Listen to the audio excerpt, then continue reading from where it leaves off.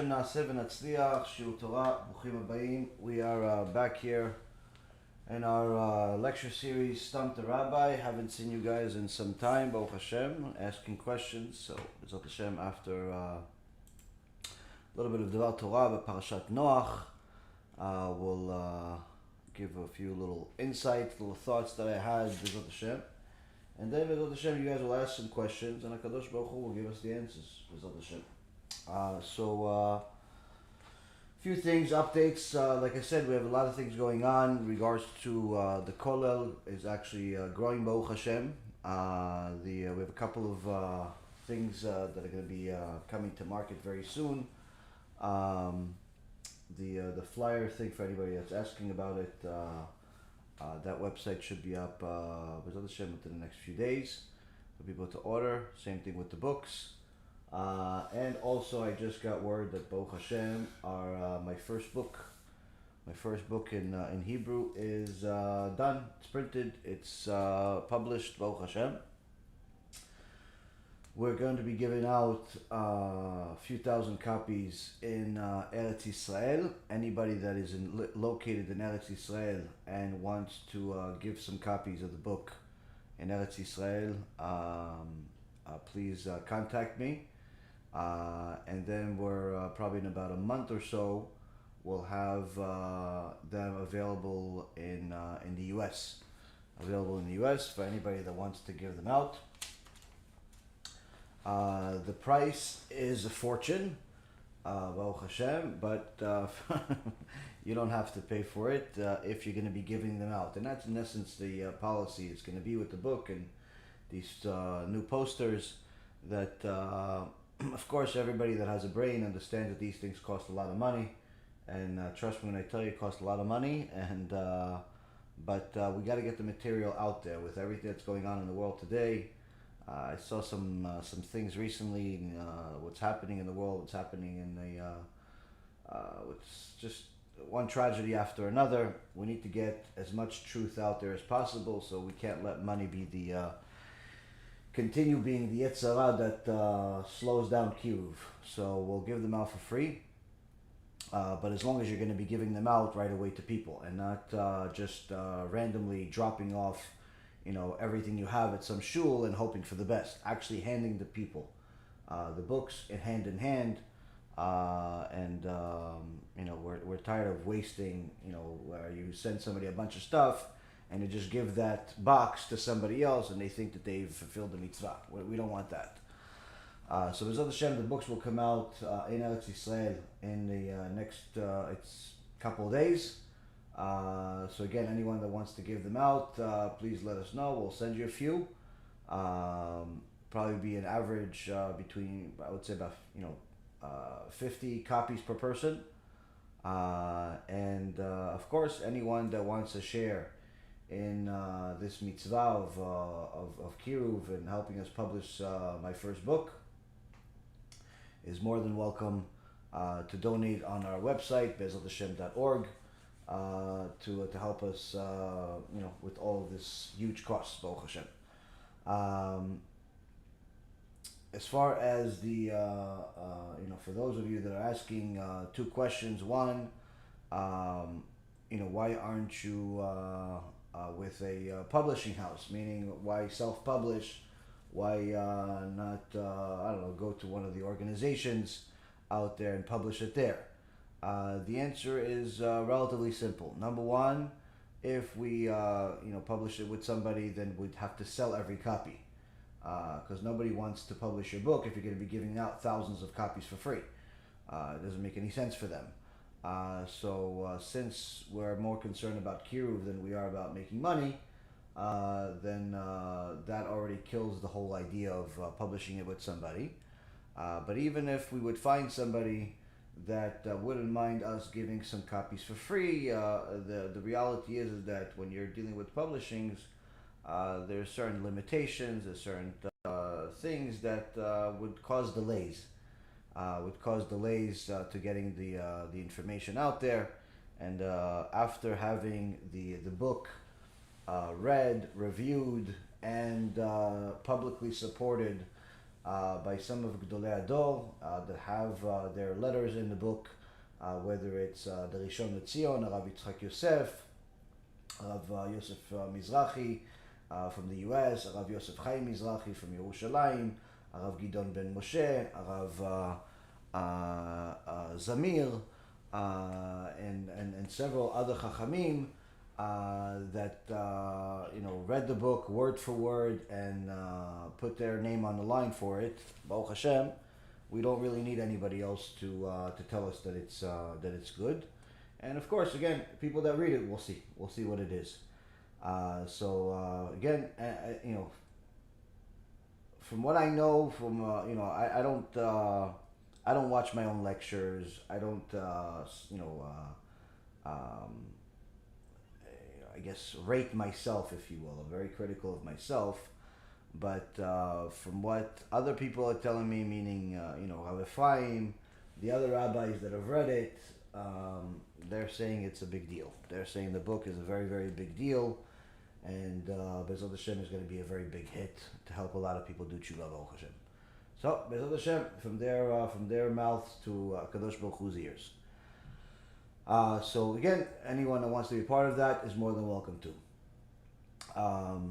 We're starting with, I believe, we'll be giving out maybe 5,000 copies to get started. Everybody can simply do the math in their head. And especially once you see the book, it came out beautiful. Very nice cover and colors and so on. So with that being said, let's get going with this week's parasha to see what we can find in the treasure chest, the never-ending treasure chest of the Torah Kedosha. Ele toldot Noach ish Tzadik tamim aya bedorotav. We see that the parasha starts in a very unique way.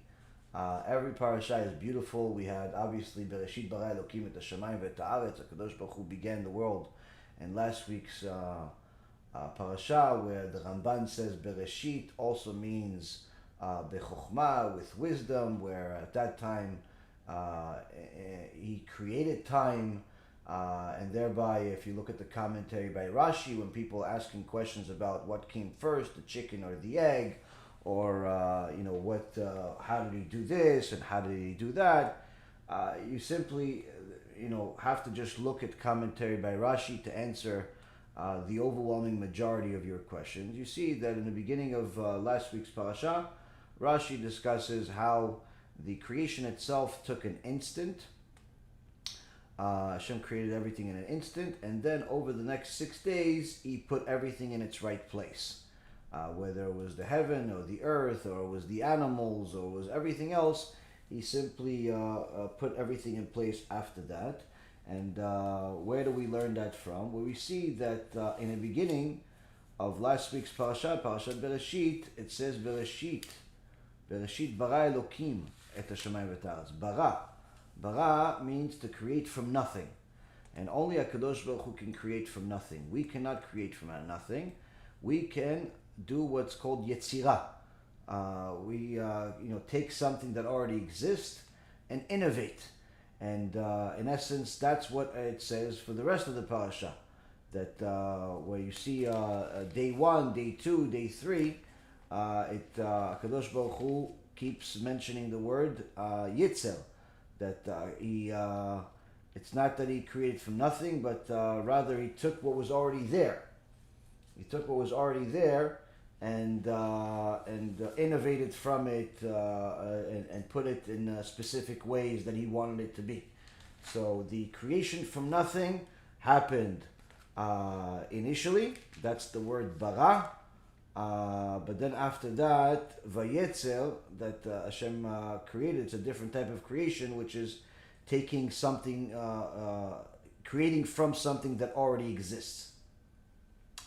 Same thing with the word vayas Elohim et harakia, that he took he made the firmament, meaning he shaped it and put it in a certain place that he wanted it.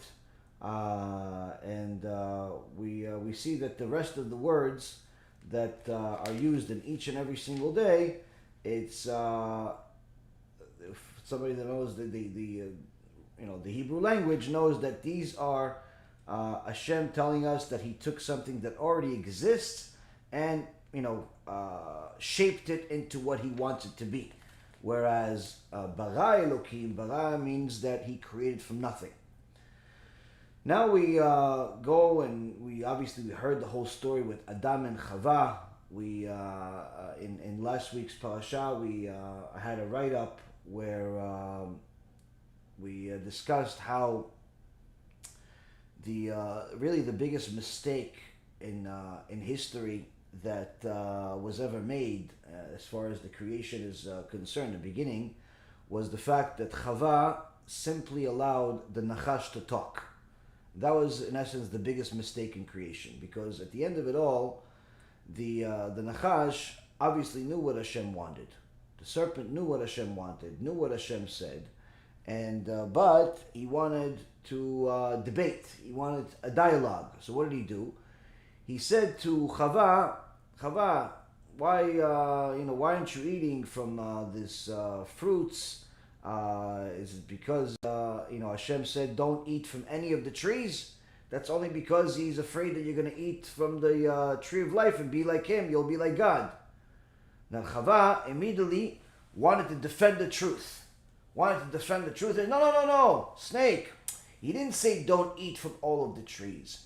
He just said don't eat and don't touch the tree of knowledge. So here we see there's two mistakes being made. Number one, she added something. Hashem only said don't eat from the tree of knowledge. He didn't say don't touch. And number two, she responded to him. She debated with him. Why? Because there are certain types of people that you're supposed to debate. There are certain types of people that you're supposed to run away from. And the Gemara says that when it talks about learning enough Torah to know how to deal with an apikolos, with a heretic, that's only if that heretic is a non-Jew. But if that heretic is a Jew, don't even debate with him. It's a complete waste of time and he could actually ruin you. Don't debate other Jews. This is the reason why you're never going to see any normal frum Jew debate any of these heretics that are Jews. But the key is to understand that when Chava responded to the snake, she, in essence, started a dusiach, started a conversation. Why? Because now he said something to her. And she said, no, I want to defend the truth. No, you're saying that Hashem said don't eat anything. No, that's not true. He actually said don't eat from the tree of knowledge. Already, that's mistake number one. Why mistake number one? Because people like that, people that are obviously mention things that are completely ludicrous and are simply just trying to get your attention and are simply just trying to, get some attention, are trying to get a stage. You're not going to be able to influence these people because they're not coming to you in order to change their mind. They're not coming to you in order to learn the truth. They're coming to you in order to prove their case, in order to flex their muscles, in order to, make themselves known. That's in essence what they're coming to you for. And that was the snake. So as soon as the Chava responded to the snake, responded to the serpent, that was already a mistake because that started the dialogue. And of course, since he was already prepared with all of the rebuttals in the world because he has an agenda, he saw that Chava made a mistake in her rebuttal. What was the mistake? That she added one particular thing. Oh, okay, yeah, what? You're saying that Hashem is allowing you to eat? It's not from everything? But you're saying that he, that's fine. Okay, I understand. So he's not so, but how come he says, don't touch? He caught her making a mistake that she didn't realize herself making a mistake. He said, I can prove that wrong. I can prove that that's a mistake. How? He pushed her on a tree and she hit the tree of knowledge and nothing happened. She didn't die. So in that sense, already she was questioning herself, and that's everybody knows the rest of the story. Now, when it comes to Adam, why did Adam follow suit after the Chava?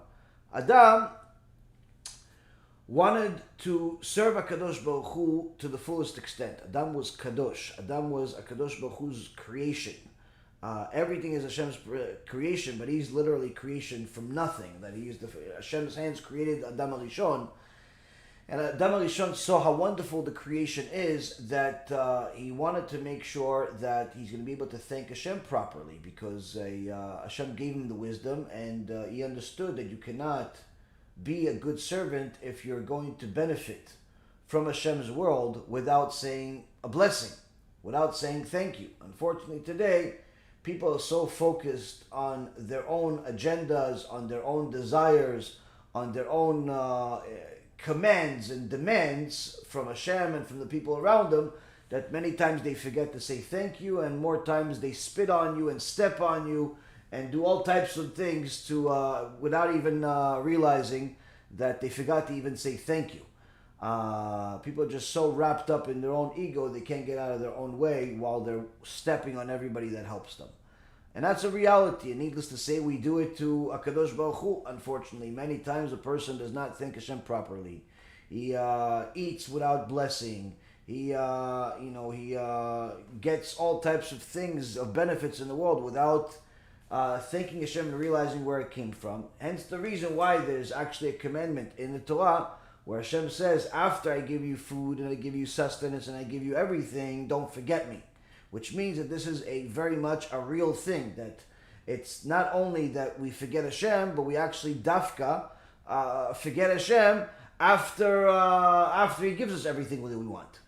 So the snake saw that Chava made a mistake and he took advantage of it. But now you have a problem. Why? You have Adam.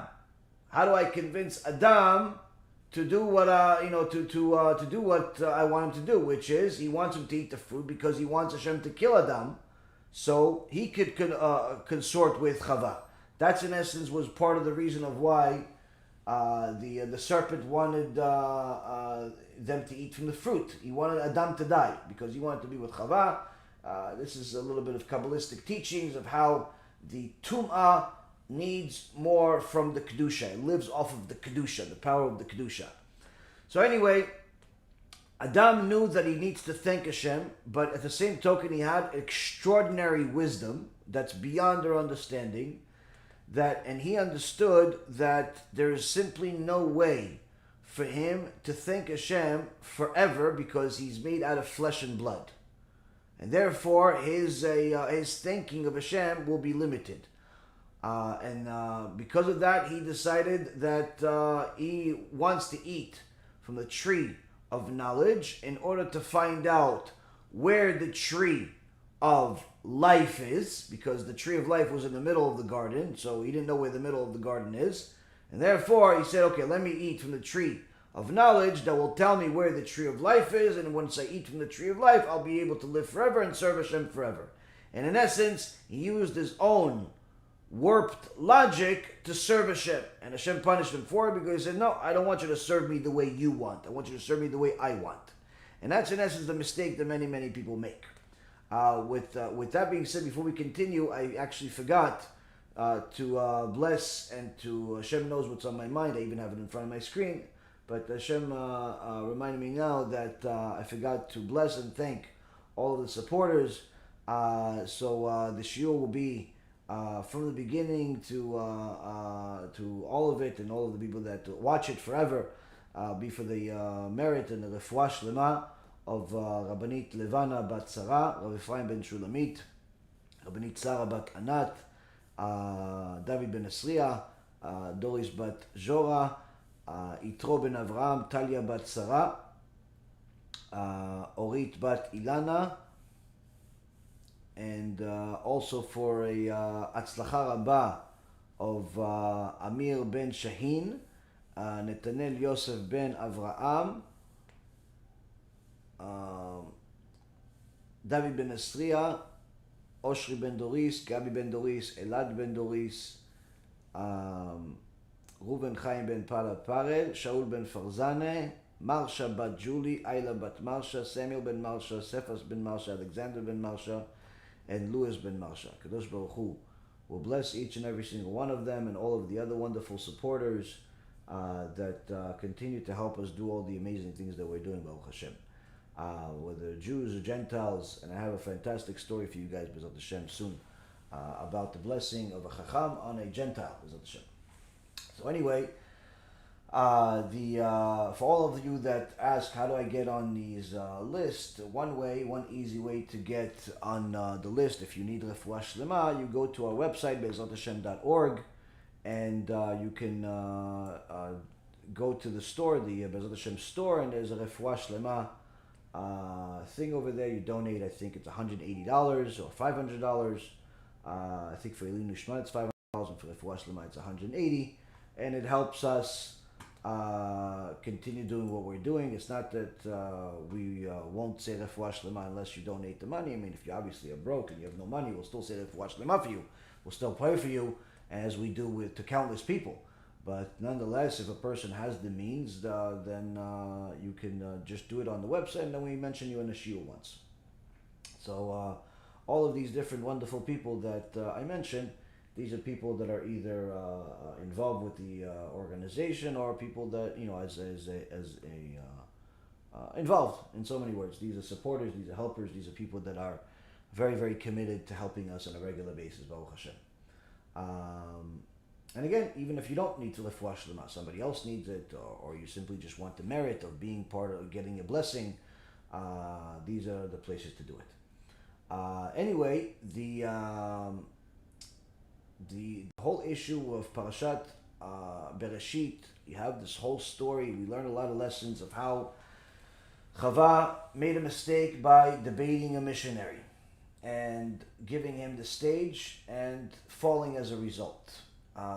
Women until this day are suffering as a result of that original mistake, and unfortunately we haven't learned our lesson, because there are countless people that answer the missionaries that come to them, the heretics that come to them. Sometimes the missionaries come to them in with telling them that they're Jewish, but they're Jews that believe in idolatry of Yeshu. And sometimes they're just outright heretics that don't believe in God. They just believe in their own version of God, or believe something else, and they try to missionize and convince everybody else that's the truth, and everybody else is clueless. So missionaries come in all forms and sizes. The best thing to do with missionaries, with heretics, with people that are vocal about their disbelief in the Torah and the tradition that we have, is simply to avoid them like the plague. Don't debate them, don't do nothing. Avoid them like the plague. If the people are simply ignorant and they're willing to listen, they're willing to review information, then of course you should send them information, you should send them our lectures, and try to get them to wake up and realize that they're living a lie. But if they're missionaries, if they're coming to you with an agenda, either an agenda to convert you to some form of heresy or idolatry, or they're coming with other types of agendas that are not in your best interest, simply run away. Don't debate them, not publicly, not privately, not even with a comment on the internet. That's why, for example, you'll see that in my channel, sometimes you'll see missionaries, every day actually, you'll see on my channel missionaries making comments, but if you follow the comments long enough, you'll see that those comments get deleted. Why? I simply not only don't want to debate them, I don't even want them to be there. I don't want anyone else to look at it. I don't want anyone else to look at their videos or the rest of their nonsense. This is the reason why we won't debate any of these organizations that ask us to debate them, because there's just no point. We know we have the truth. There's simply nothing to defend here. You only need to defend something if you're questioning yourself. But as far as going against their own heresy in order for the sake of educating the public, we don't need to do that on a debate platform. You can simply teach you on a shiur, and you can watch a shiur, and you can watch the lectures. You can watch over 60 or 70 different lectures that Rabbi Ephraim has made, which many of them have been translated to with subtitles to English. That proves that the New Testament is 100% idol worship, 100% heresy, 100% garbage. If you watch his lectures and you spend the time reading and double checking everything he says, you'll see the sources for everything. You'll see that simply the New Testament is spiritual poison for anybody that follows it, whether Jew or Gentile. And he has over 60, 70 lectures that he's done it. Any of their claims are, that they've said, He's taken them to town and have destroyed their claims. And really, one of the biggest things that they try to do is they try to mock the Torah, mock especially the sages and the oral Torah, in order to discourage people from actually double checking, in order to discourage people from seeing the truth. Same thing like the snake. The snake, in essence, just wants a stage. Once you give him the stage, he knows exactly what to do, of how to use your words against you, because he knows that you're not as good of a speaker as he is, and you're not as prepared as he is, and he has all of his weapons. Now, as far as debating is concerned, it's not a lack of debate skills that is the reason why we're not debating, because if that was the case, I would be debating every single day. But HaShem, that's part of what I did for a living for 20 years. And trust me when I tell you, it's a very big yetzirah for me not to debate, or at least it used to be, because it was a very big part of what I did for almost 20 years. And I was relatively good at it, I could say. But once I heard that this is what the halacha is, this is what I need to do, this is what the Rav says, simple, that's it. He says, no, I do, no, just like a good little boy. It's hard, okay, let it be hard, so be it. But that's the way it is. When an apikos comes to you that's a Jew, when a heretic that's a Jew comes to you with an agenda, you don't debate them, you simply run away. Now, we move on to Parashat Noach. Parashat Noach is an extraordinary parasha where it starts with Noach is a Ish Tzadik Tamim. Ish Tzadik Tamim. Noach is a giant. Noach is Kadosh. Noach is Tzadik. Noach is Tamim. What's Tamim? Tamim is complete with Hashem. Whatever Hashem said, Noach does. Simple. And we see actually that the parasha goes in such a way where first it tells us about how Noach is such a righteous person, and he's completely following what Hashem says. But then HaKadosh Baruch Hu looks at the rest of the people, and it's simply a tragedy. Everybody was one worse than the other. So much so that there's so much immorality in the land at the time of Noach that there's men marrying men, women marrying women. There's so much homosexuality, perversion, immorality, stealing, filth, garbage, everything that simply is the opposite of what Hashem created the world for. There's so much filth in the world that it even impacts the animals and the ground, that Hashem has to simply review everything and see what, that he has to destroy it. But the way that the verses are written is very interesting. We learn a lot from it, where it says in the Parashat Noach that first Hashem says that "V'tishachet haaretz lifnei Elohim v'timalei haaretz chamas," that the earth has become corrupt before God, and the earth has become filled with robbery. So Chazal says that the last straw to simply push the world to a point where it lost its right to exist was that people were stealing from each other. There wasn't even unity among them. Meaning, when they were perverting, the nature of things, where instead of man marrying woman and being with his wife, he was taking his friend's wife, committing adultery. He was marrying another man. She was marrying another woman. All types of things that are the opposite of what it's supposed to be. Similar to today, unfortunately. And but even with all of that immorality, when Hashem saw at least maybe there's some type of unity. But once he saw that they're stealing from each other, they won't even allow each other to succeed in anything. That people would go to a guy's new store, and instead of buying the new food that he has, they say, "Can we taste it?" And they take a few for free that they would taste. And say, "Okay, thank you," and leave. And they would tell everybody else that he's got some new stuff, and the whole neighborhood would come, and everybody would just taste it for free. So much so that they finished the entire bag of goods without a single person paying for it. Simply robbing each other by using and perverting the law. Meaning they weren't breaking the law, like they weren't robbing each other by, breaking down the door with guns and knives and everything. No, they were perverting the law in such a way that they were doing things in a legal fashion, similar to how people today do conduct their business, where they say, "Listen, I told you that I'll do the job. Okay, you paid me all the money. Fine. Okay, well, you didn't do the job. Well, I didn't tell you when I'm going to finish. No, actually, you did say. You said you're going to finish in August. Yeah, but I didn't say August of this year. People will pervert the law. People will tell you different things and be vague in such way, in essence, that they leave you hanging. You can't really do much about it. And unfortunately, that's just the reality. It's similar to how this situation is in the world. For all of you that are against the vaccine, this is a little bit of ammunition for you, which I'm sure you know. Not that I'm for or against it. I personally didn't take the vaccine, nor do I recommend for or against. I've already spoken my piece about that whole part, which is simply you have to listen to the sages. But one thing about the vaccine that's very interesting is that all the lawyers out there, whether it's in Israel or in America, they made sure that the companies, Pfizer and Johnson & Johnson, whoever else is involved in this, get the government to simply absolve them from any possible lawsuits. Meaning, if somebody takes this medicine and dies, gets a heart attack, gets all types of bleeding, gets all types of tragedies, they have no responsibility, which is like the legal department's dream. Simply, there's no ramifications, there's no consequences for anything. And that's in essence a world full of Hamas. That's a corrupt world. Why? Because if you have no consequences for your actions, why will you be careful? If there's no consequences for your actions, why will you care to tell the truth if it hurts your agenda?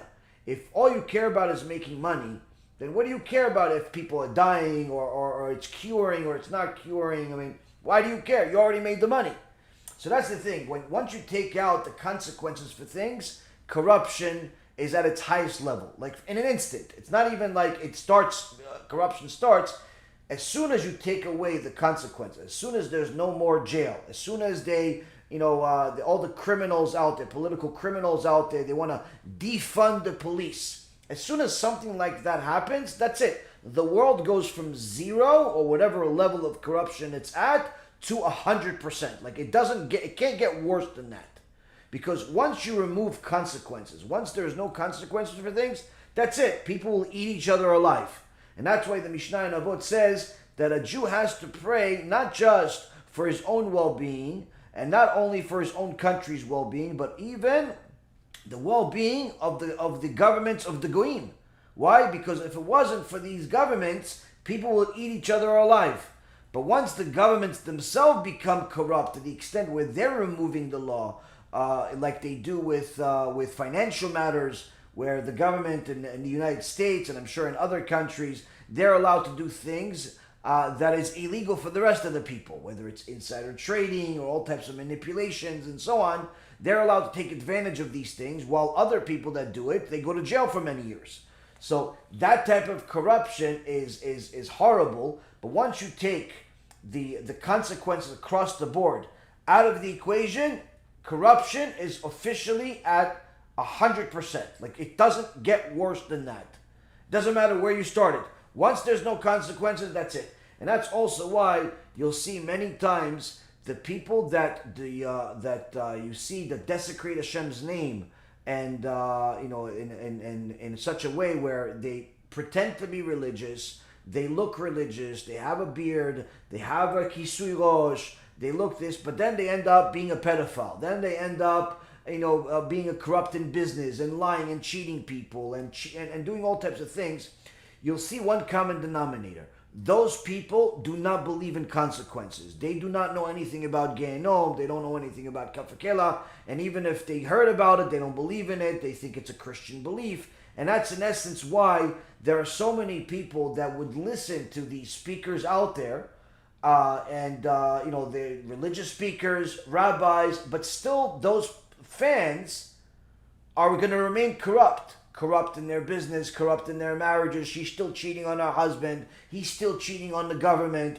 They're still cheating on each other. They're still lying. They're still wasting seed and being immoral. They're still desecrating Shabbat. Like, you can literally have an entire generation of people where you have people that look religious at times, sometimes don't look religious, but a huge fan base that each one goes to different rabbis, and you'll see that those people that listen to these corrupt rabbis that not only do not speak about a reward and punishment, but actually speak against it, like the Manis Friedmans of the world and Mezas and Trokasutas and so on, those people that speak against reward and punishment, you'll see that all of their fans, all of them, without an exception, are corrupt people. There's simply, if there was a way to double check it, I'll be willing to pay for it. Like, you'll see, if you investigate those people's lives, they're all corrupt in one way. She is probably cheating on her husband. He's probably cheating on his wife. Or they're cheating in business. Or they're lying to the government. Or they're just corrupt people. Why? Because that speaker, that source of motivation that they have, that source of inspiration that they have, is teaching them a corrupt ideology, which is that there's no consequences for your actions. And if there's no consequences for their actions, then great. I can do whatever I want. And that's, in essence, how you have somebody could look 100% religious, but be the biggest criminal in the world. I mean, we saw it in Australia, this wicked, disgusting excuse of a human being. Woman that was the principal of a girls' seminary, literally raped, something like almost 100 little girls. Like, if you look at this woman, she looks as religious as it could possibly be. She almost covers her eyes with the kisugosh that she has. But she is a monster. And it was recently reported that they caught her lying. She said that she was, the lawyer said she was crazy and can't be tried. She fled to Israel. Long story short, they're now extraditing her. They already did extradite her to be charged in Australia. And Bezat Hashem shall go and get the maximum punishment. Bezat Hashem. Now, a person like that, you're not allowed to have mercy on. Anyone that has a mercy on such a person is a wicked person. You're not allowed to have mercy on people like this. There's certain types of criminals, simply you're not allowed to have mercy on them. That's why this is one of the things that we have that's an opposite of the ideology of Christianity, because Christianity teaches you, if he slaps you on one cheek, give him the other cheek. As long as he believes in Yoshke, he goes to heaven, meaning that according to the Christians, even somebody like Hitler goes to heaven, Osama bin Laden goes to heaven. All of these people go to heaven if they believe in Yoshke. So this is obviously a warped ideology that's actually a source of evil in the world. So it's important to know that when people are taught that there's no consequences, or that all the consequences are removed if you just do this one simple thing, corruption is there. And that's in essence what happened here, where the whole world became corrupt, immorality was running rampant, and what ended up happening is what the verses say here is that Vayomer Elohim leNoach ketz kol basar ba lefanai ki mal'a haaretz chamatz mipneim v'hineni mashchitam et haaretz. Very interesting use of words here, where HaShem says, God says to Noach, the end of all flesh has come before me. For the earth is filled with corruption, with robbery through them, and behold, I am about to destroy them from the earth. So here we see a couple of things. First and foremost, we see the tendency of Hashem to mention things multiple times, which we'll get to maybe in a moment. We're kind of running out of time. I want you guys to ask questions. But we see that Hashem, when he says certain things, especially decrees of judgment, we see him repeat the same thing multiple times. And he repeats multiple times that he's going to destroy the world, not just in this verse multiple times, but also later on. He keeps telling Noach, I'm going to destroy the world, destroy the world, destroy the world. And when he tells Moshe Rabbeinu at the end of the Torah that he's not going to go to Eretz Yisrael, he's not going to go to Eretz Yisrael, he's not going to go to Eretz Yisrael, then he tells him, you're going to die, you're going to die, you're going to die. He keeps mentioning these things, these ends. Apparently, HaKadosh Baruch Hu, when he says these things, he knows his creation is not really capable of understanding the full ramifications of such a ending decree, such a game over, such a situation where you can't really get the full picture of what does it mean. Okay, so a person dies. All right, so that means I won't be able to see them anymore. Hashem says, no, he's going to die. Oh, okay, so I'm not going to see them anymore, and I won't be able to talk to them anymore. He's going to die. Oh, okay, I'm not going to see him anymore. I'm not going to talk to them anymore. I can't write them anymore, obviously. Oh, wait a minute. Oh, there's Olam Haba. So the body is not here. That becomes food for the worms and maggots. But he or her, the real version of them, they're beginning life, in essence. Judgment begins. If they're righteous, they get heaven. If they're wicked, they get Gehenom, Kafakela. And then, wow. And you start thinking, so that's a lot of stuff. What happens there? And you start calculating. Hashem says, no, man, it's the end. It's the end. And every time a person thinks about it's the end, starts realizing, there is a lot.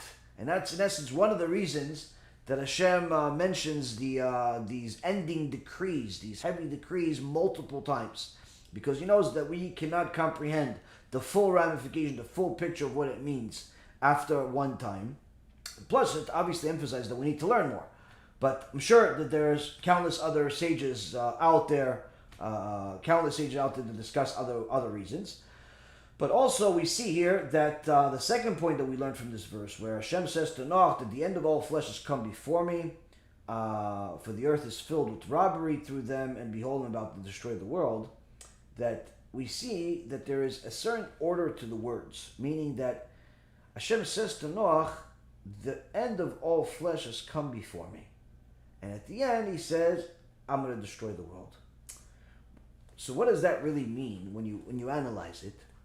If you look at the commentary by Rashi, is that in essence Hashem is trying to tell Noach, he's trying to teach us that the immorality in the world has reached such a high level that simply the actions of people led to them losing their right to exist. And therefore, Hashem says, I'm going to execute this and thereby eliminate their existence. Meaning that it's not, I'm punishing them, it's that their actions, them pressing the button over and over and over and over again, led to the button breaking. And therefore, the whole machine, I'm throwing out the machine. The machine is in the garbage. I didn't tell them to go do this. I didn't tell them they should do this. I didn't even tell them that they could do this. They did it over and over and over and over and over again to the point where they have forfeited their right to exist. And that's in essence one of the things that we can learn a lot of musar from, where when a person has problems in their life, financial issues, marriage issues, children, whatever it is, the Gemara in Masechet Brachot says, "Afoch ba ve'afoch ba." Look into your actions. Look into your actions. Look into your actions. Why look into my actions? Because Hashem is not making life difficult for you for no reason. Don't look for some rabbi or some baba or some miracle worker to fix your life. There's no such thing. The only one that can fix your life is you.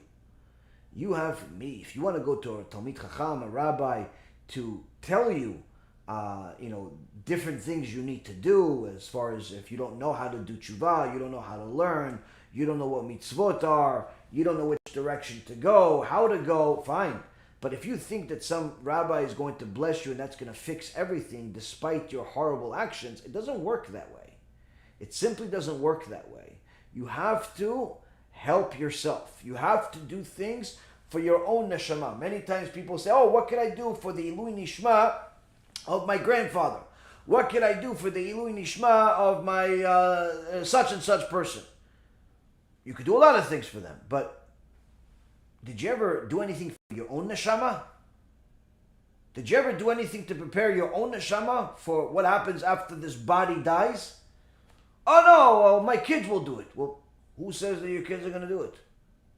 Who says that your kids are going to do it? Why are you waiting for your kids to do it? Why don't you do something for yourself? First and foremost, you need to do tshuva. Second of all, you need to make sure that you prepare yourself. You take all of the mitzvot you possibly can do, all the chesed you can do, all the things you could possibly do for yourself. Don't wait for your kids to do it or for somebody to do it for you. And think that just because you did it for somebody else, they'll do it for you. It doesn't necessarily work that way all the time. You have to do things for your own neshama. Don't wait for other people to do it for you. And don't go to a rabbi or to somebody and say, oh, can you fix my problem? No one can fix your problems. And that's one of the things that HaKadosh Baruch Hu is in essence trying to tell us. If I'm giving you problems, and there's a horrible thing out there, that's because you did something to earn that. You did something to earn that. And therefore, you need to do something to change it. But if a person doesn't get the message, they could literally lose their right to exist. If they're continuing to sin, it's already bad. If they're continuing to make other people sin, it's a completely different level of bad. And what happened at the time of Noah is that people were sinning, causing other people to sin, doing everything wrong. So much so that they lost the right to exist. And Hashem says, that's it. Game over. I'm destroying this world. Now, later on, we see something very interesting. We see that it says in the Vayas Noach, כי כל אשר ציווה אותו אלוהים כן עשה.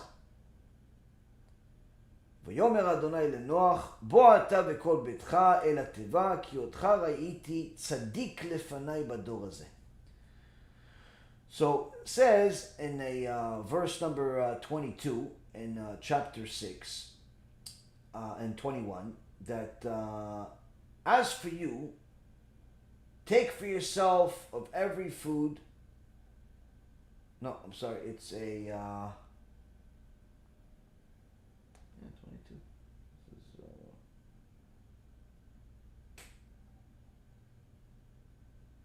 is, yeah, 22.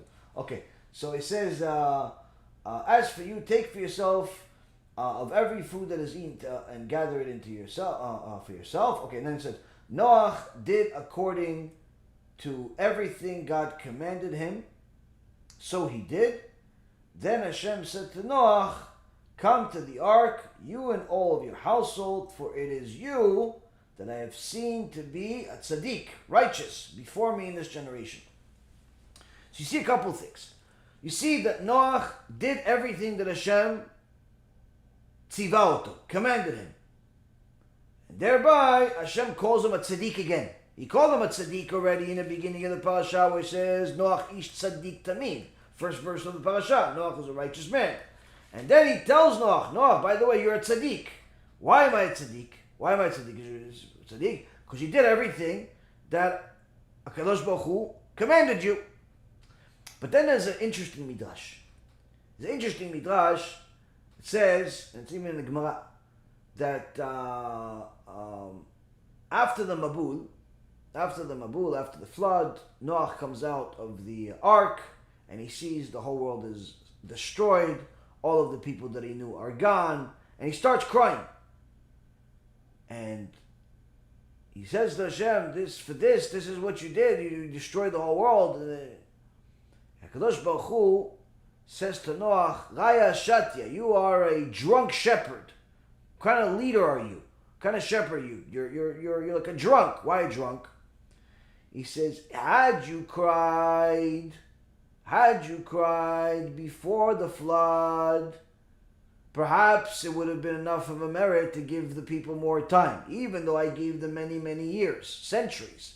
And even after I told you to build the ark that would take you over 100 years, I specifically did it so they could come to you and ask you, and instead of coming to you and asking you,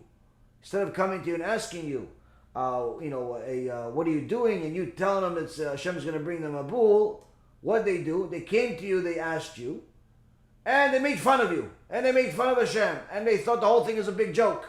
You told them about that there's a punishment coming, and they made fun of it. It's like somebody makes a shiur about Gehenom, somebody makes shiur about Tikkun Abrit, and instead of the person doing tshuva, what does he do? He makes fun of it.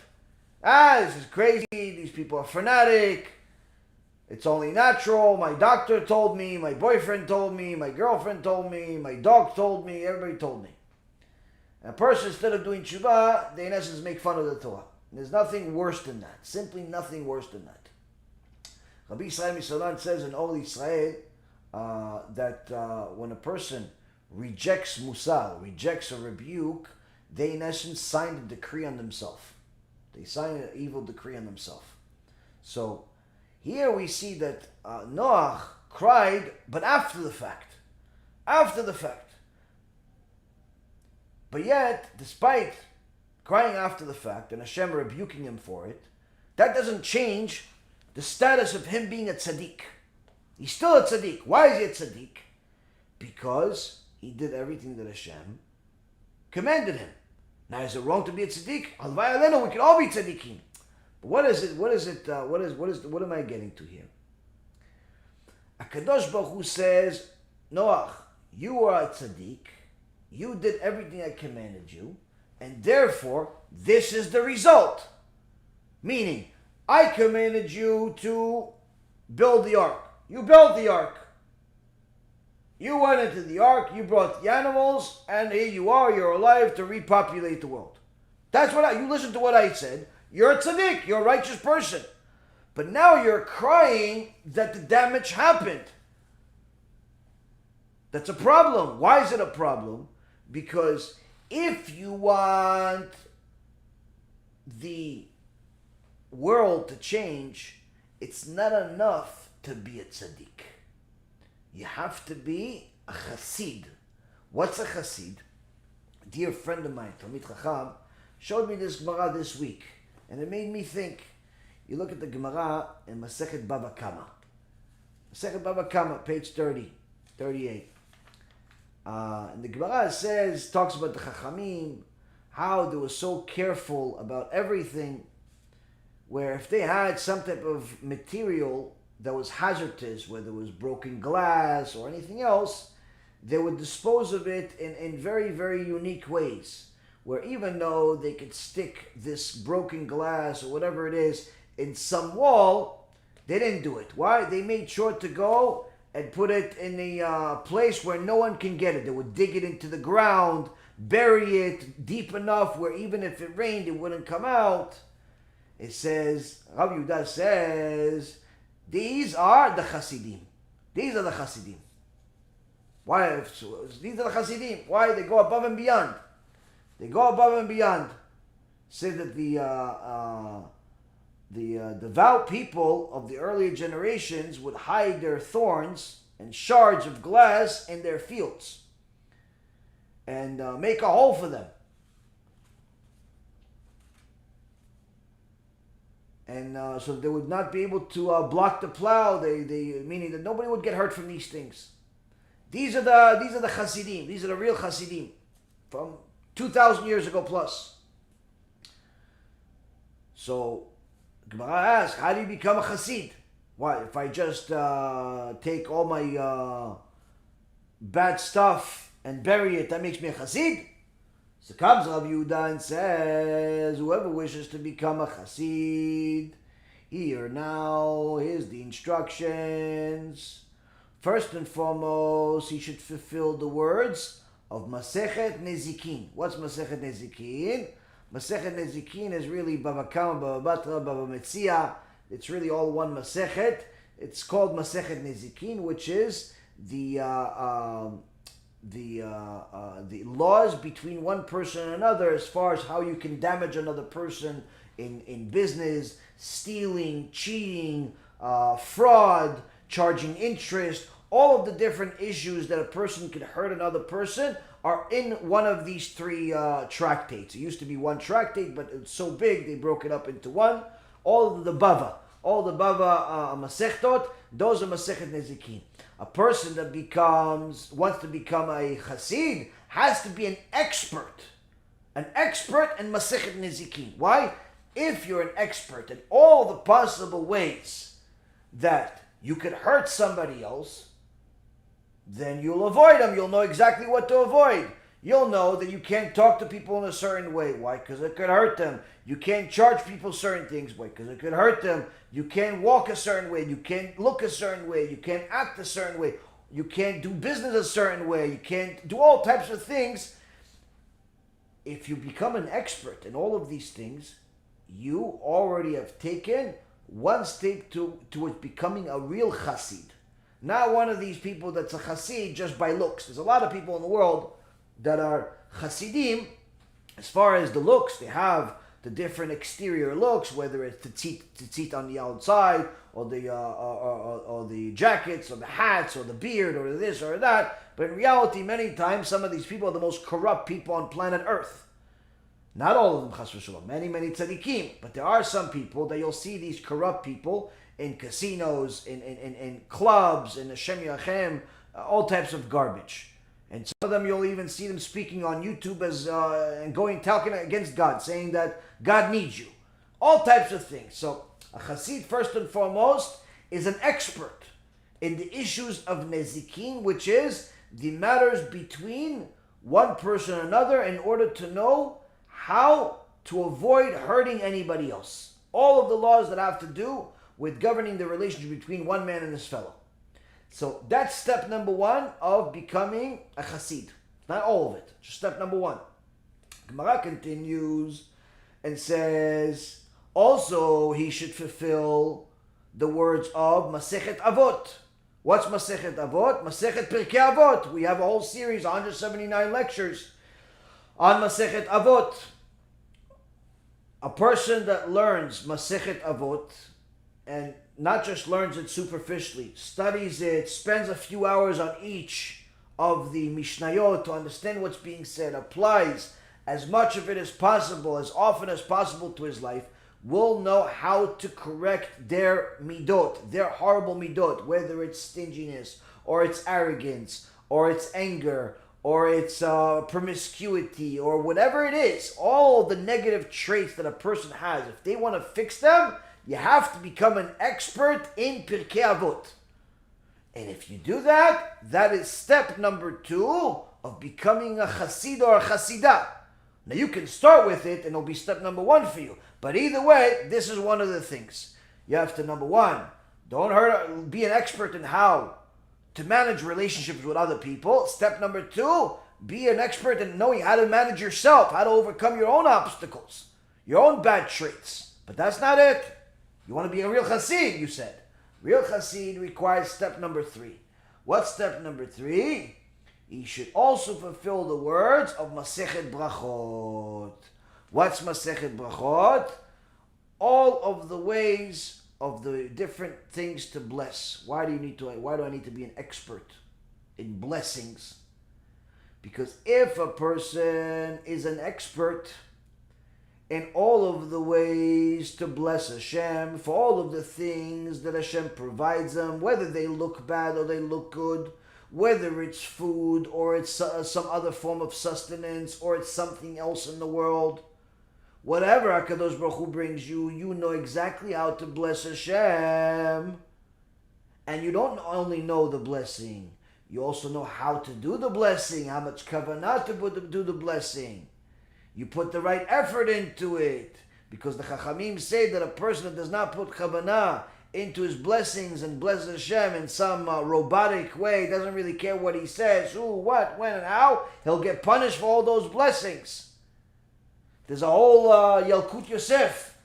There's a Yalkut Yosef I read during Sukkot, where he gives a story from the sages, where they talk about how a person goes to Shamayim.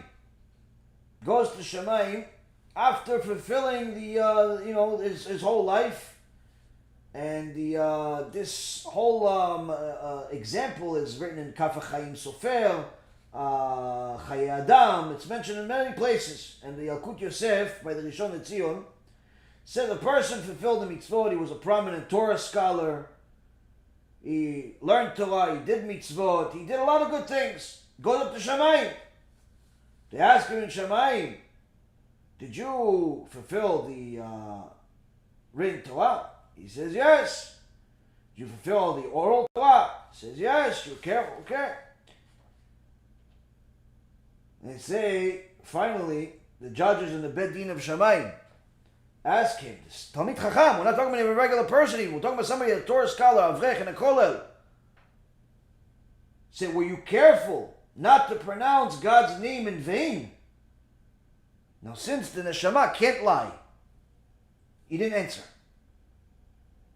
And the judges in Shamayim continued to ask for a testimony. Suddenly, a horde of angels dressed in black, Malachei Chabalah, arrived and testified, each one saying, I came into being on this particular date when this man pronounced God's name during his prayer without paying any attention to the name's meaning. Meaning he was saying HaShem like he says Shmuli, like he says Mikey, like he says Stevie. And at that, the judges in heaven stood up, rent their garments, they ripped their clothes like somebody died. And the person that was being judged also ripped his clothes, rent his garments. And then the chief judge in the Beit Din of heaven turned and looked at this man and thundered at him, saying, you drop of filth, how did you dare do such a thing? And sentenced him to go to Gehenom, or be reincarnated into the physical world and redo his whole life just for that. Rabotai Karim, a person that does not know how to bless Hashem, not only cannot be a Chasid, his delusion that he thinks that he's going to have Gan Eden just because he does a little bit of mitzvot here and there whenever he gets a chance, it's so far from the truth.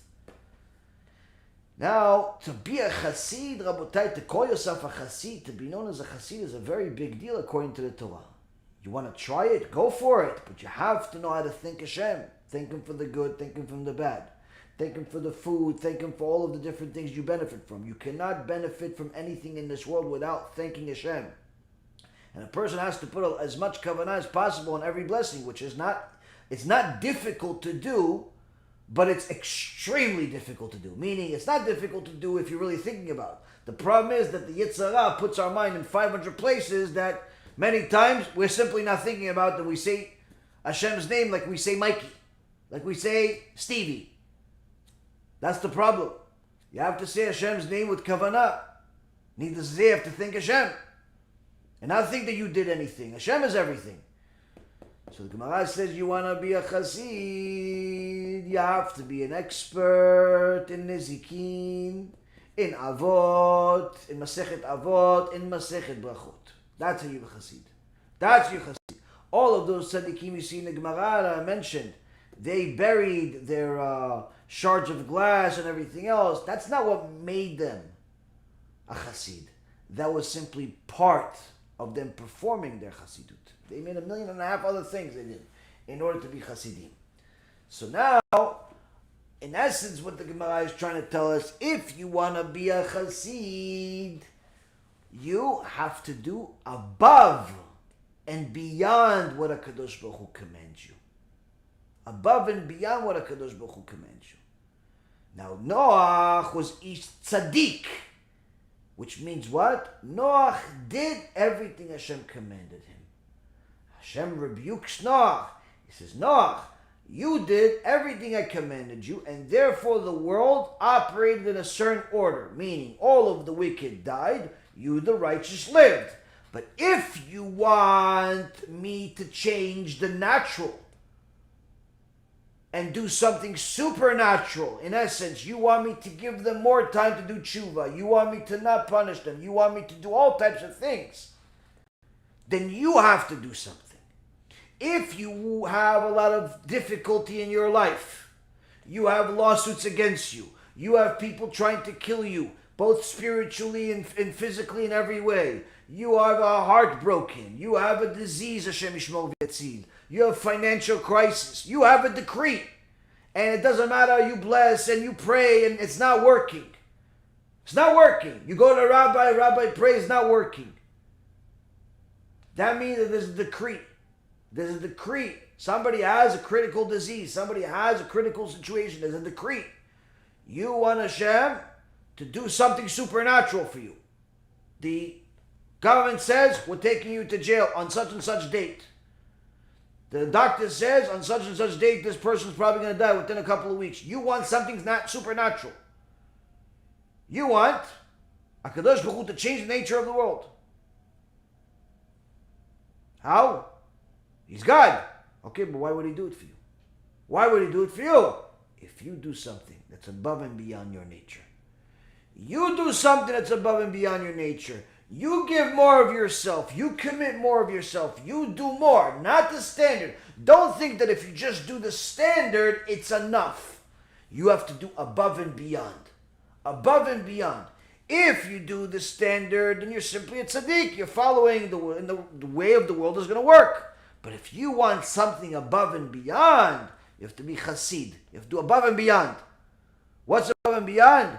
Don't just become religious. Help other people become religious. It's good that you're religious. It's good that you're keeping Shabbat. It's good that you're good. Chazaku Baruch. Chazakau Buchad, you're doing what you're doing. But if you want HaShem to be treating you on a different level than everybody else, then you have to do above and everybody else. You have to do above everybody else. Everybody else is watching about their own life. They're like Noach, Tzadik. You want to be like Chasid. You want a treatment that's above and beyond. You have to be above and beyond. This, Rabotai, is one of the things that HaKadosh Baruch Hu mentions. He rebukes Noach. How can you possibly expect the world to not get the judgment? I told you a bunch of times. I gave you an opportunity. You did not go out of your way to go teach them Musar and say, you waited for anybody that came to you. You told them, listen, Hashem's going to destroy the world. And then when they made fun of you, you made fun of you. What are you going to do? If you want for me not to destroy the world, you would have had to go looking for people. Looking for people in the street. Who can I help? Who can I help? You can't go look for people. You don't have the strength. Get somebody else to do it for you. Pay for it. Do whatever you can to get it done. Why? You want Hashem to be treating you differently than the nature that he instilled into the world. Then you have to do something supernatural. But not just a one-time thing. On a regular basis. You have to be a Chasid. Chasid in Masechet Nezikin. Anytime somebody hurts you, anytime somebody mocks you, what do? Nothing. Nothing you do. She made fun of you, he made fun of you, no problem. What about if they come for you for help? How can I help you? What do you mean? He mocked you yesterday. He made fun of you yesterday. Okay, he made fun of me, so what? He needs help. He's a Jew, he needs help. I'm going to try to help him. If he made fun of God, it's a different story. If he made fun of me, okay, I'll still help him. I'll still help him.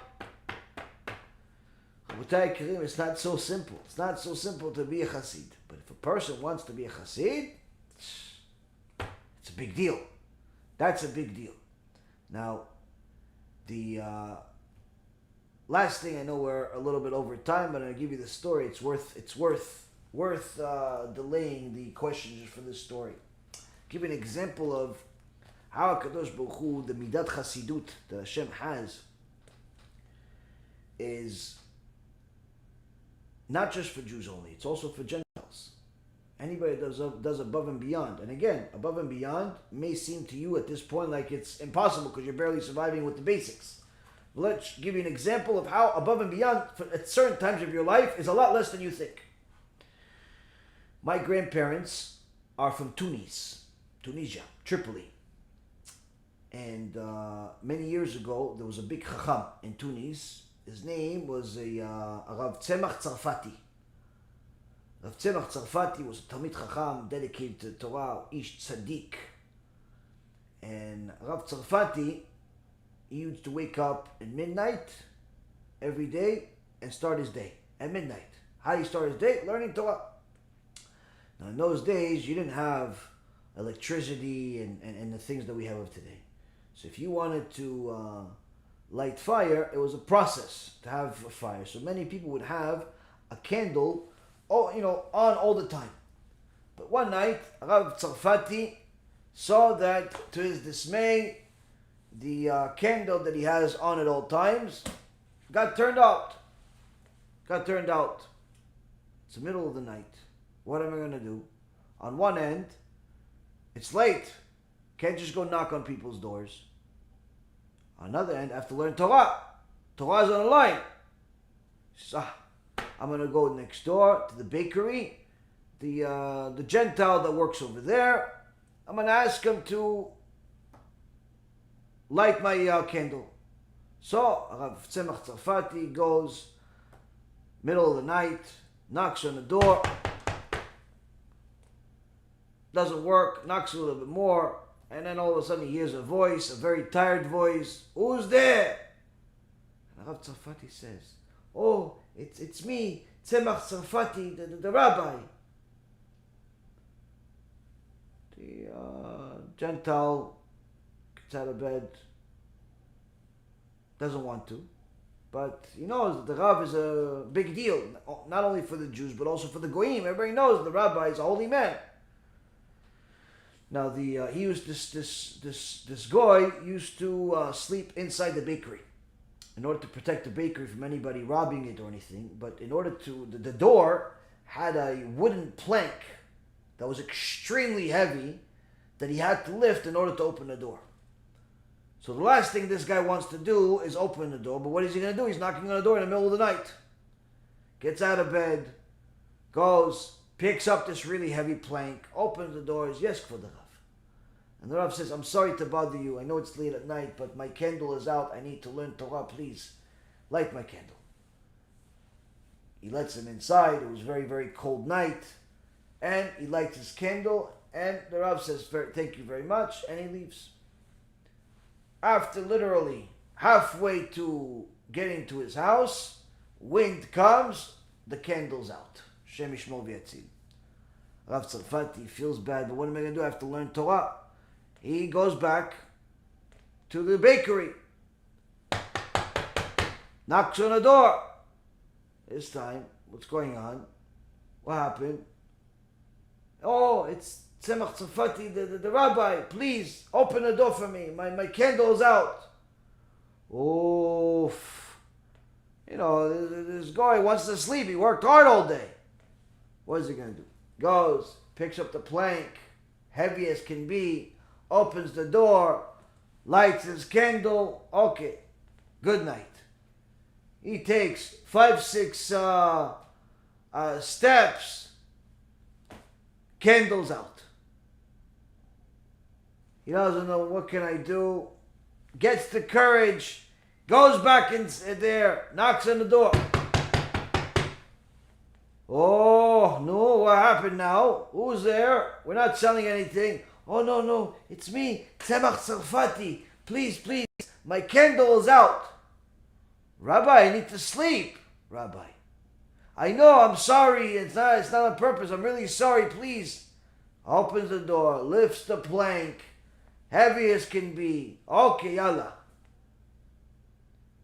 He gets halfway to his house, and ishtabach shimo la'ad, the candle is out a fourth time.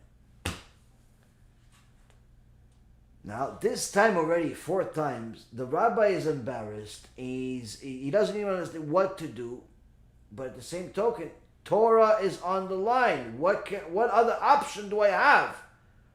For people that are Talmidei Chachamim, they understand everything that I mean. What do you mean, not learn Torah? Let the world explode, I need to learn Torah. What do you mean?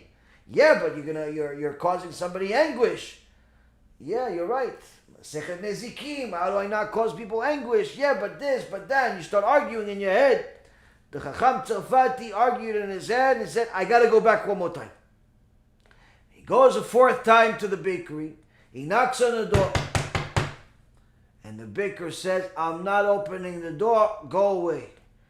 The rabbi starts begging, please, I beg you, please. After some begging, the baker says, okay, fine. He gets up, he's exhausted, because not only is he tired from a long day now, he's tired from lifting this huge plank. It's like lifting a whole tree every time. And he opens the door and he says, Rabbi, look at this plank, look at this wood that I have to lift. Every time I open the door, please, Rabbi, let me sleep. It's heavy, I'm tired. The rabbi, for the first time, sees what this guy has to do to lift the door. And he sees it's not just he's tired, he wants to go to sleep. Mamash, it's hard to open the door. And the Rabbi Tzarfati gives the goy a blessing. May HaKadosh Baruch Hu bless you to give you this weight in gold. And you have a lot of success and you become very rich. The goy is so happy. He never got such a blessing from a Talmid Chacham. And he knows this blessing from a Talmid Chacham, HaKadosh Baruch Hu is going to answer it. Even though he's not Jewish, he knows that HaKadosh Baruch Hu listens to the Chachamim. Gemara Masechet Sukkah, page 14 says, a Chacham, a Talmid Chacham, a Tzadik, makes a blessing, HaKadosh Baruch Hu changes nature for them. Changes nature for them. The guy is so excited about this, all of a sudden he doesn't care that he just had to lift this thing for the 4th time, 50 times. He is as happy as can be. Shtabach Shimo. Okay. He lights his candle, he goes on his way, and Rav Tzarfati goes and learns Torah. A little while later, maybe about a week or two later, this baker is in the market, and all of a sudden this very honorable person comes up to him, says, "Hey, you want to work?" The baker says, "What?" He goes, "You can't work for me. I'll pay you a lot of money." He says, "How much money?" Because last time the guy told him to make a lot of money, he's sleeping in a bakery. What's a lot of money? He says, "I'll pay you 10 times whatever you make right now." He says, "Who? 10 times? You know how much I make?" He goes, "How much do you make?" He says, "I make 2 real a day." He says, "Okay, no problem. I'll pay you 20. And he sees the guy's clothes are worth more than his house. So this is not it's okay, fine. You gotta come with me. So 1 second, I gotta tell my boss that I can't come to the bakery. I gotta take this job, and then I'll come back. So he goes to his boss. He tells him, "Listen, I'm sorry. I have to have a job. I have an opportunity, but I'll come back. I'll come back, but I have to go take this opportunity. It pays me more money." The baker doesn't care. I mean, getting people to work is easy. So he lets him go. He goes and follows this rich man. And after they walk and they go and they're on the carriage and so on, and at some point, he says to him, "Okay, if you don't mind, I'm going to take this handkerchief that I have to cover your eyes." Why? He says, "Because I don't want you to know how to get to where we're going. It's a secret, and I don't need anybody to know." So fine. He puts the handkerchief, covers his eyes.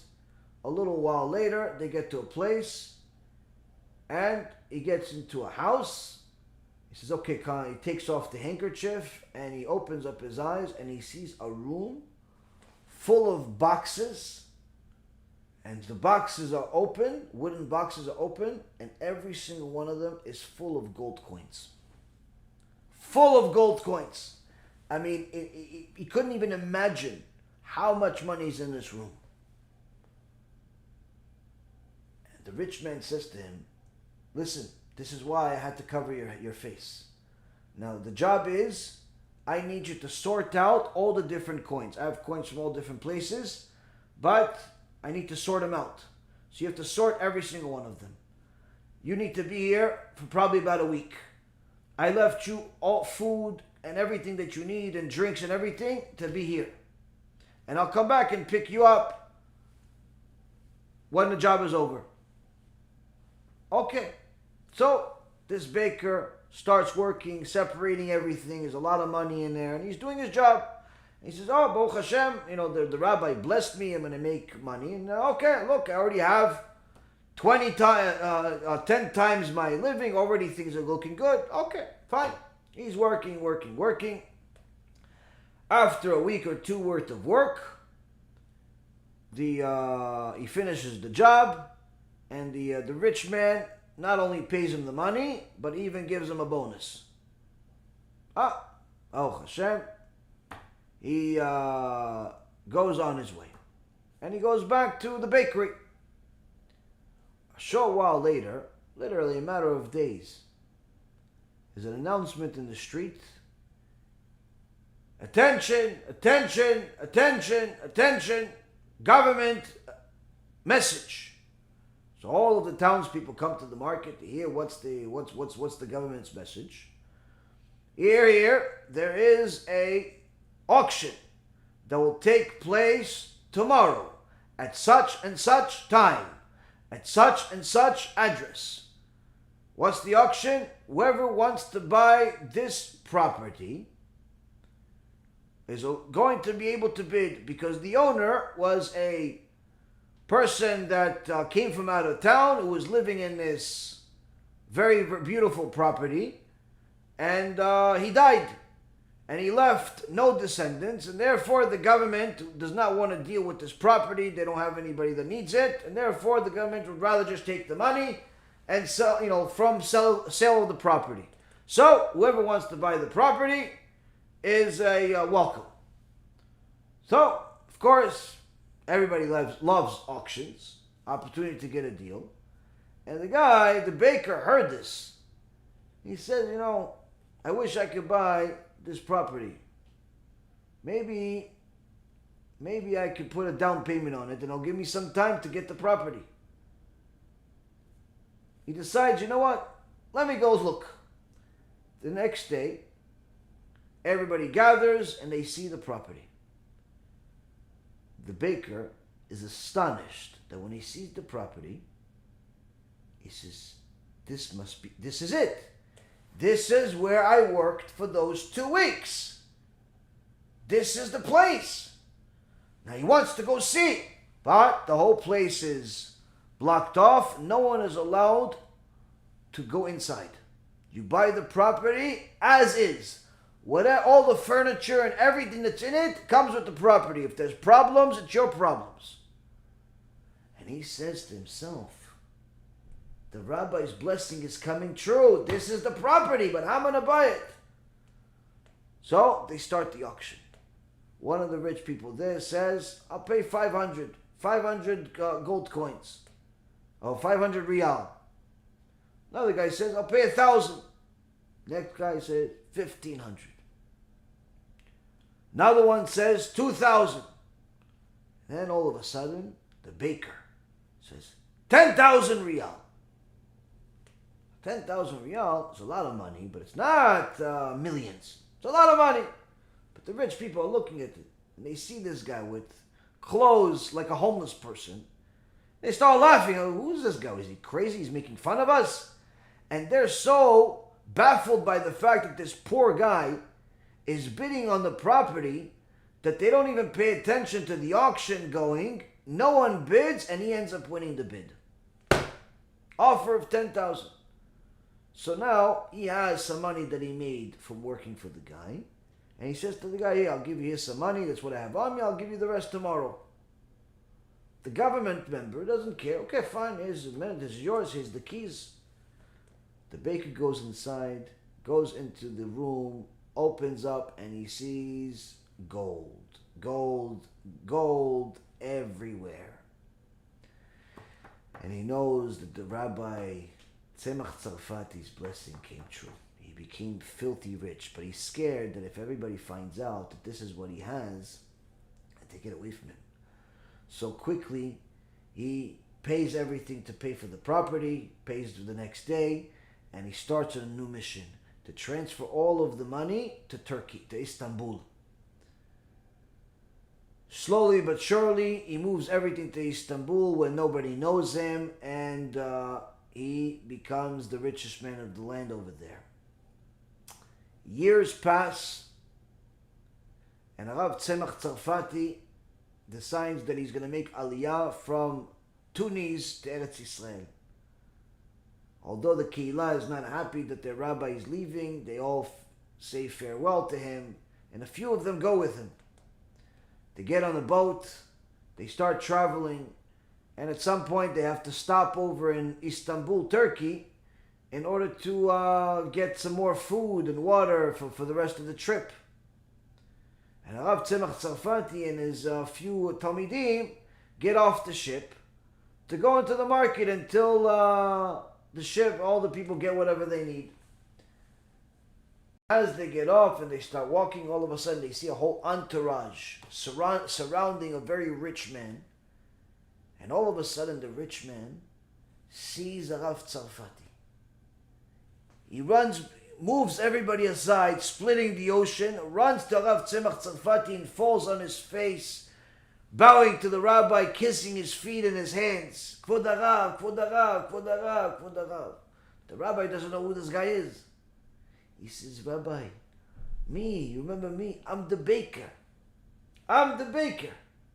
You gave me a blessing. HaKadosh Baruch Hu made it. HaKadosh Baruch Hu made it real. And he tells him the story. He gives the rabbi a very big gift, and he also says, you take this also for your Talmidim in Yerushalayim, and I'm going to send you money every month. Rav Tzarfati says to him, as long as you're going to be good to the Jewish people, HaKadosh Baruch Hu continue blessing you. And that's what he did. Every month he would send money to Talmidei Chachamim, and not only did HaKadosh Baruch Hu continue blessing him, he became even more rich and more successful. And the blessing of the Rav of Talmid Chacham came. Why? First and foremost, if you're going to do what HaKadosh Baruch Hu said, that's already a good thing. You're Tzadik, it's already a good thing. But if you're going to do above and beyond for the sake of Torah, the blessing that a person can make. Does above and beyond only apply to a Jew? No, it also applies to a non-Jew. Does it have to be above and beyond, like you have to lift a mountain over your head? Not necessarily. Look at the example of this story, a real story. All he did is wake up 4 times, lift something that was extremely heavy in order for the rabbi to learn more Torah. It's not exactly such a big deal. The question is, at the moment of truth, where HaShem sends you that opportunity, would you have done the same thing? That's the question. Some people say, yeah, of course I would do it. Just give me the same thing. But who says HaShem is going to give you the same exact test? HaShem gives everybody a test in their own level and their own time. Make sure you know.